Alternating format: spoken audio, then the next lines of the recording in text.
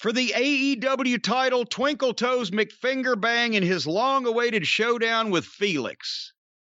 Remember what I said about being able to predict the Bucks match earlier in the program, the Young Twinks match, where you can pretty much write down a description of the match before it happens and then read it back afterwards, and did it fit?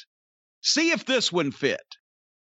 Uneven parallel bars, the rings, the floor routine, transitioning to jazz hands, tap dancing, gesticulating, and prissy prancing, with some lost butt plug facials from Twinkle Toes, climaxing in way too many things done to the point where you can't tell who's pitching and who's catching, which is something you could probably say about Olivier in many facets of his life.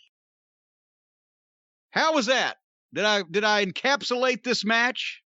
I'm going to say I probably enjoyed it a tad more than you, but there is an Omega style and there is an Omega match, and there's certainly a Rey Fenix match.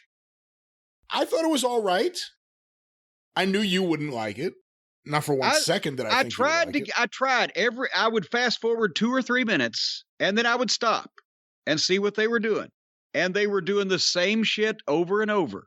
Flips and moves and bumps that have no effect because nobody sells. That's wrestling. That's modern wrestling. There's obvious cooperation involved in perpetrating these things. And while at the same time there's obvious cooperation involved, making the whole thing look like phony bullshit, everything they're doing is risky, and they're risking paralysis with every choreographed stunt they do, which is why it's especially distasteful, because it's not only looks phony, but it's really dangerous instead of looking dangerous while being phony. Rey Fenix especially, he's done some dives. He did another one this match where he does it with such speed that he shoots past his opponent right into the barricade. Yeah, one of these days, the barricade's going to say, fuck you. There's your spine. So, but look, that's a problem with that's a big problem with a lot of modern wrestling, and unfortunately, it's not going to go away. It's something that if you're going to watch it, you can critique it, but you kind of have to accept this is what it is. It's just move. Kick out of everything. He learned how to wrestle. I don't know about Phoenix, but Twinkle Toes learned how to wrestle by playing video games because he moves like a video game character. It's not natural, and it's so stagey and overly dramatic and herky-jerky. He's not smooth at all. He's the antithesis of a Brad Armstrong, who was so smooth he was too smooth. Olivier is the most herky-jerky, pushed wrestler I think I've seen, maybe except for the Ultimate Warrior. Did it drive you crazy a few weeks ago when people on Twitter were sending around an image of Tony Schiavone interviewing Brad Armstrong, saying, "Look, it was Omega in 1986." Yeah, no, Armstrong was an actual man. But I'm wondering, do they have X-rated video games, like porn video games? Do they? On the you computer know more than I do. I'm sure. I mean, I'm more familiar with Leisure Suit Larry, but that was a long time ago. Well, I'm just wondering if Twinkle Toes learned to wrestle from video games. I wonder if he moves like a video game character when he fucks too. I've never thought about Kenny Omega fucking ever. There may be a reason for that. I don't know if it's happened, but I bet you if it's happened, he moves like a video game character, maybe like Frogger getting run over when he comes, or maybe it's like fucking Ms. Pac-Man when she eats all those blue pills or whatever. Anyway, finally, pills. I don't think it. They put everybody out of their misery here. Olivier won with the one-winged fairy after 57 other finishes didn't work. And then here comes their big angle. Don Callis ought to call himself the invisible hand job, because he is jerking Tony Khan off for a fortune in publicity for Impact Wrestling. I'll tell you. That company will not die. The farther down it, they somehow find a lifeline every single time. This has no benefit whatsoever to Impact, to AEW, but it's got to be great for Impact because they're in the Federal Witness Protection Program. But here's what's weird about it. Well, first, when Don Callis started the promo, and I like Don's promos, but did you get the... he started going about how we've let them witness and we've let them witness this and let them witness. Then he said, why don't we wet them witness? I was like, it's Baba Wawa. Why don't we wet them witness? He gets a phony message in his ear about an incident in the back.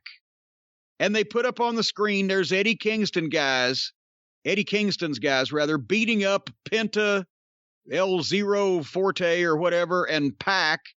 This was an obviously phony setup piece of videotape.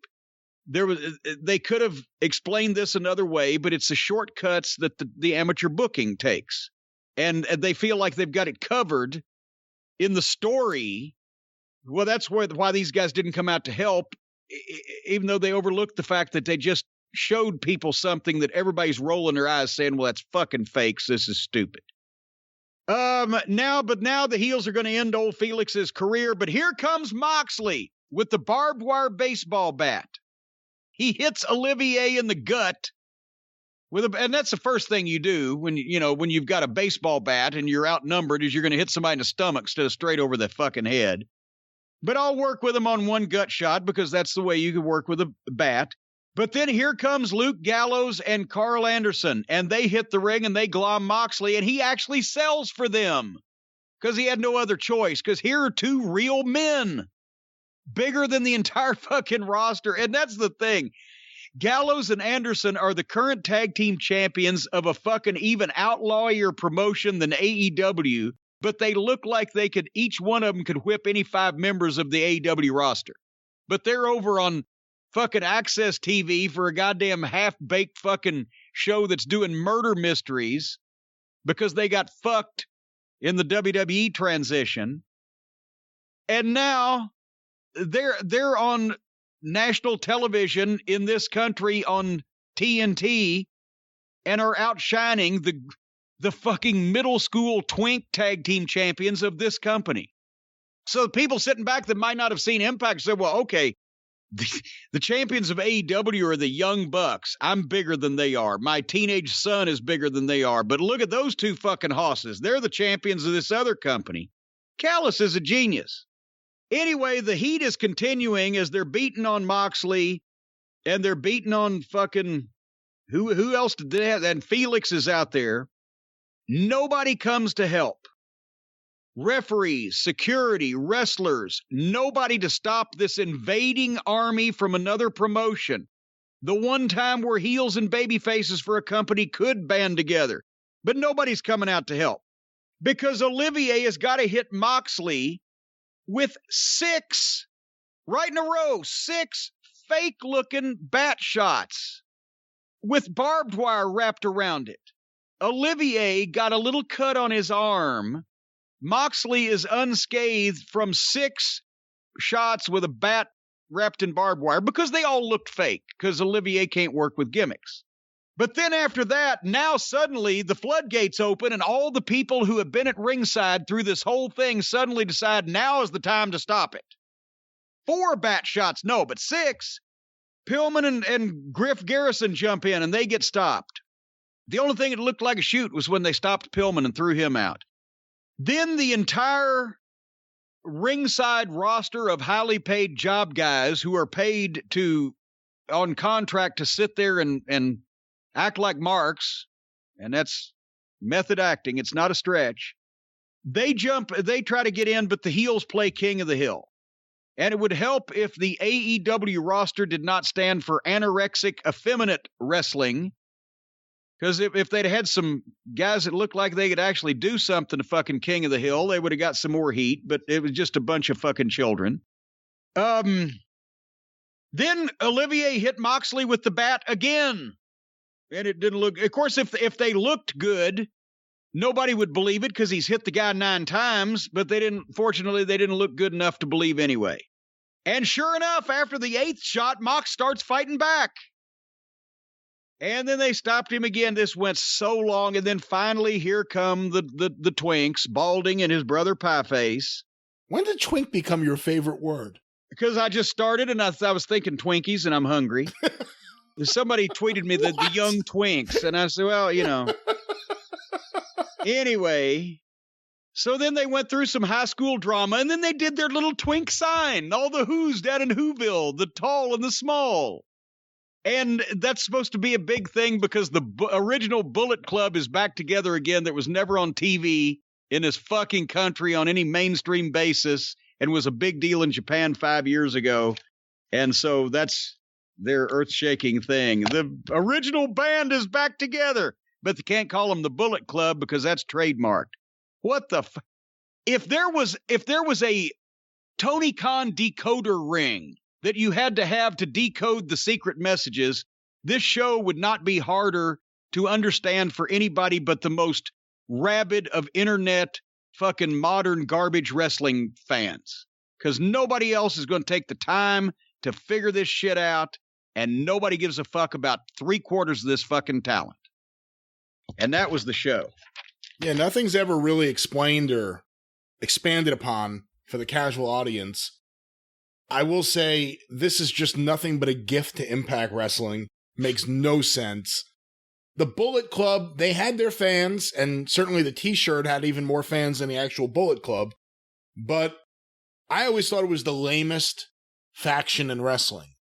They're using the NWO/Click hand sign. They're saying too sweet. It's like they took things from other things that worked and tried to just do them. Yes. It was pathetic. It was really lame, I thought.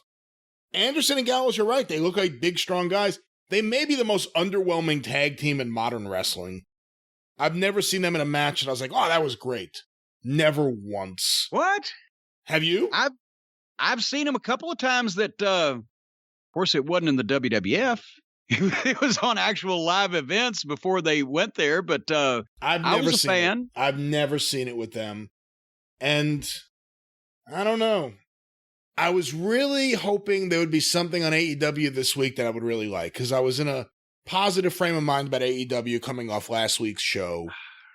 And boy, you've so violently mad at NXT, but yet you're giving these people a free pass just because it's easier to laugh. I wasn't giving a free pass. This was a bad show. It's easier to laugh at their program, and that's why you like it better. It's easier to laugh at. You know what? It's easier to laugh at, and there are little elements of things I like that have like the feeling. Like when Taz is out there doing his promo, I'll go back to that. I don't like the way it ends up. But I like the fact that it feels like he's out there doing a promo for real. It doesn't feel like anything's scripted. It feels in the moment. Nothing in NXT feels in the moment. Everything feels contrived. Everything feels like a Young Bucks match. Where, you know, everything's rehearsed, everything's planned. There's a lot in AEW I don't like. The booking's bad. Tony Khan can't book. Not enough people are saying it. I'm hoping more people start saying it. In fact, I know people who talk to Tony Khan who probably tell him the exact opposite, that he's doing a good job with the booking. The booking is bad. It's really, really bad. And I don't see that changing anytime soon. It shouldn't be expected to be any better because he's never done this before, which is exactly why he shouldn't be doing it now. I don't buy that. I think there are plenty of smart fans or tape traders who, if given an opportunity, would do a better job than Tony Khan. I don't think it's just because he has no experience. I think it's just he's not good at this. I would agree. There would be a nicer guy in prison, but it still wouldn't be. Jeff Baldwin did a better job booking WCW in 1991 than Dusty did. You know what I mean? Well, I rest my case, though. It was WCW. But that's my point. But you would think, oh, well, Dusty has experience, and it's WCW. You know, I don't think it's just because he has no experience. I just don't think he has a knack for this. But I also don't think he wants to hear that. And I also think he believes he's doing a really good job. But and unfortunately, he's been hornswoggled into hiring a bunch of talent that is, they're going to tell him he's doing good regardless, but they don't know the difference. The guys on the roster, Jim Ross does. Tony Schiavone doesn't know. Tony Schiavone spent 7 years around wrestling in the 80s and then was away from it for fucking... Or 7 years in the 80s with Crockett, and then did a TV show for WCW and has been away from it for 20 years. He's just happy to get a paycheck, and there's been a real revisionist history. I'm not saying that Tony is money hungry or in needing of money. He's happy to be involved because he didn't live his life around wrestling, and he doesn't give it. He's tickled now by what it's become as what he's looking at because he Because he doesn't give a shit. He doesn't give a shit. Because you're paying him. I understand. I completely understand. And there's this revisionist history that Schiavone was like one of the great announcers. He was awful on Nitro for the entire run of Nitro.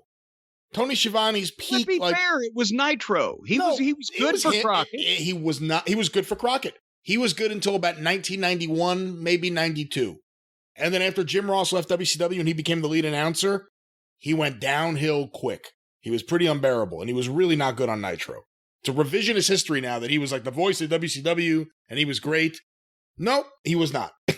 That's completely not true. I lived through it. I remember it. I watched it every week. The original point was that nobody on this roster practically knows that the booking sucks and can tell him why, except for JR, who's obviously trying with some of the boys. There are people, no, I disagree again. There are people who are working there who know the booking sucks. Well, hold on. I wasn't. Then you have to go to all of the legends who are sitting around when they are seen, mute and wandering corners. Jake Roberts, Arn Anderson, fucking Tully, Taz. I've seen Jake on the creative team. He was good for Jake, but Jake don't need to be booking shit from scratch for other people, even if he did care. But the veterans are the only ones who know, and possibly some of them think, well, this is the way it's supposed to be, so I can't say anything or they'll think I'm old, which is another way of saying, well, I just won't tell anybody the truth. So I don't know. I don't care. But none of the active wrestlers, Cody, I thought he had the fucking picture and he just had the goddamn main event of Starrcade 86 with a fucking job guy. So what the fuck do I know? I'm done. Are you done? Hey, one last question. This idea that they're going to have the club, the gang, whatever they're calling the band, as this faction now, the Bucks and Omega. If they're going to have the band, they got to have Robbie Robertson. He was the biggest villain in the band. That's what I mean. Well, then maybe so. As long as they leave Levon out of it. But in terms of this happening now, so you have Don Callis leading this faction of AEW champions who are going to be appearing on Impact, and the owner of AEW is so upset about it that he's doing little comedy commercials on Impact. Who do you think is going to be? Do you think it's going to be Cody that fights back for AEW? Like, how do you book yourself out of this? I think Cody will stay as far away from it as possible. Because why does he want to have this company that he and his friends have started be co-opted and taken over by some outlaw group in Canada just because the fucking owner of the company is too inexperienced to realize when he's being played, and Callis and Olivier have a silver tongue, or one of them has a silver tongue. So what is Cody doing? Is Cody in a program right now and I'm just not thinking of it? The Cargill Shaq thing is done. Does Cody have anyone he's programmed with? Well, there you go. I don't know. I'm just saying, the Impact is coming out smelling like a rose. AEW looks more outlaw. People don't know what the fuck's going on. And this is not going to get any better because the stars that have been chosen for this program, with the exception of Cody, can only have one match repeated over and over endlessly, and it's the kind of match that wears you out to watch it. Cody knows what he's doing when he's got somebody to work with, but now he's apparently trying to fucking have too entertaining and high impact of a match for the occasion just to keep up with the other kids.